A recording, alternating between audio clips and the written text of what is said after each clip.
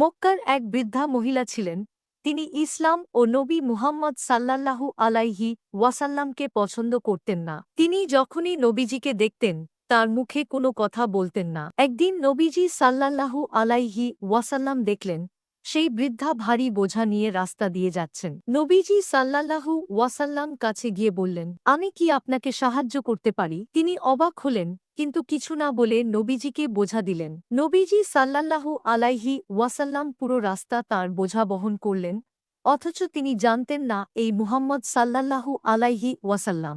গন্তব্যে পৌঁছে বৃদ্ধা বললেন, তুমি খুব ভালো মানুষ, কিন্তু মক্কায় এক লোক আছে মুহাম্মদ নামে, তাকে বিশ্বাস করো না। এবার নবীজি সাল্লাল্লাহু আলাইহি ওয়াসাল্লাম হাসলেন আর বললেন, মা, আমি মুহাম্মদ সাল্লাল্লাহু আলাইহি ওয়াসাল্লাম। বৃদ্ধা কেঁদে ফেললেন আর সঙ্গে সঙ্গেই বললেন, তুমি সত্যিই আল্লাহর রাসূল, আমি তোমার উপর ঈমান আনলাম। তারপর বৃদ্ধা মহিলাটি বলতে লাগল, এখনো লাইক সাবস্ক্রাইব করুনি।